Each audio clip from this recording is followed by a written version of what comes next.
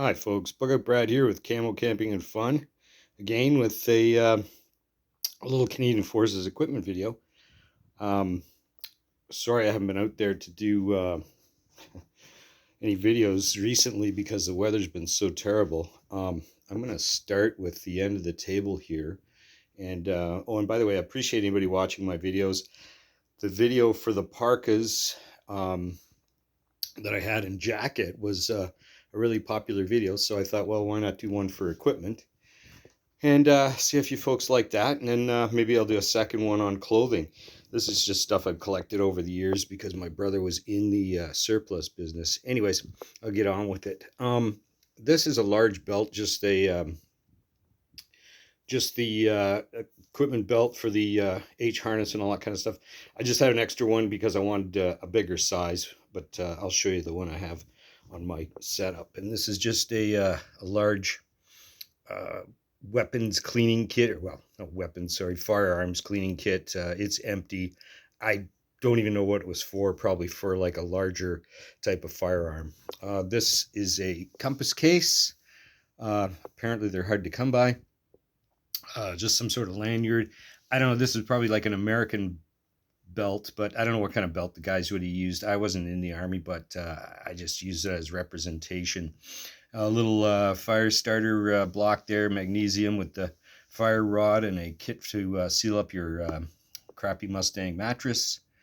Um, and here's just a representation of one of the knives we used to call the peanut butter knife, a Grumman knife with the little flap cover over. I don't have the C stamped arrow one, but I'm working on it. And a lot of this stuff, folks, here is just representation too. There's 80s stuff here and a lot of 90s stuff because I don't, like I said, I don't have a complete collection. There's the old mess tin with the price tag still on it and a little notebook. There's kind of a neat thing, the little pocket knife. That's 80s, and this knife, fork, and spoon, I guess, are from the 90s probably. And your little makeup kit there and a matchbox. Some of the worst paint stuff I've ever seen, and a little stick. But that's what they gave them. And I think that's some sort of sensor. That came out of a gas mask case. Some kind of a sensor unit for gas or radiation or something. And there's a cool little lighter that I picked up somewhere with a Canadian Forces emblem on it. And of course, there's a sling for, I believe, a C7. You can't see it too well. I'm sorry about that. But for a C7 firearm. And moving up the ladder here, we'll go to pistol case for the Browning High Power, I guess, some 100-mile-an-hour tape. That's actually issue type tape, and some bandages there. That's actually one from the 80s. There's one there from the 50s, I believe, and that may be a modern one. I'm not sure. I just put them all there for fun. Then we have a cleaning case. Now, this is probably modern. I just put it there for representation again. I guess maybe for the squad automatic or something like that. It's a little bigger case. There's a smaller one on the H harness system, which I'll show you. And there's the good old thermos, and it's a greasy case. And just a little explanation quickly, that white stuff all over it is one of the reasons why you don't see a lot of Canadian Forces equipment. Some kind of organic material, I believe, in the waterproofing on it. So I used to just turn everything white and destroy it all, and people throw it in the garbage. You can fix that up with a little bit of isopropyl alcohol and tent spray and put it out in the UVs in the sun. It will help out, but it won't take away heavy staining. And there's the goggles, which surprised me when I pulled them out of the box. They were never used, but they actually have little notches here and here for people with 4 eyes like myself, which I didn't notice until now. So that's pretty cool. What else do we got here? Okay, so mag pouches. There's a couple of oldies. That's what they would have been issued probably back in the 80s. Here's a later version with the little grenade pouches on the side. And oh, this is just some kind of wonky radio case that was humongous. I don't know if they ever even used it. The case is brand new, so that kind of says something there. Any guys that know about this stuff, just put down in the comments if I got something wrong, or if you want to add in some information. Now there's some big long magazine pouches. I can't remember what they're for, But then there's the ones beside it here that are getting pretty stained.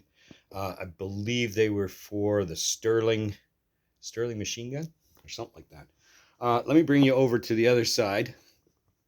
I think I got everything on the table there. But this is just one of their duffel bags, but it would be canvas back in the 80s. So that's just the nylon one, the modern one representation. And there's your beautiful condition for some reason. This one didn't rot, so it's probably a later model of their rucksack. And I'll just turn it around for you.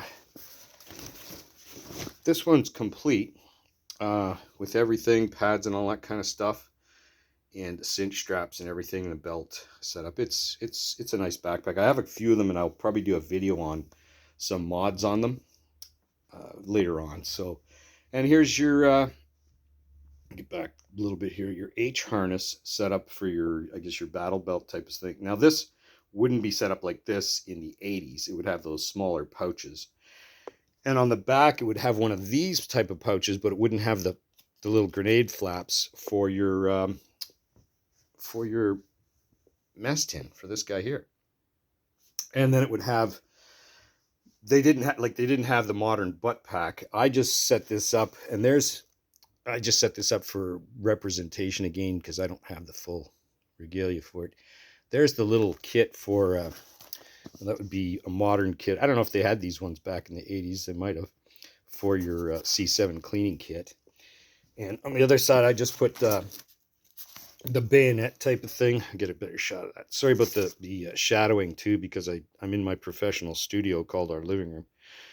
And I got my car lights there that work on in the garage. But yeah, that's just an American bayonet with the Canadian frog and case. I don't have the real bayonet. Let me just turn this around for you.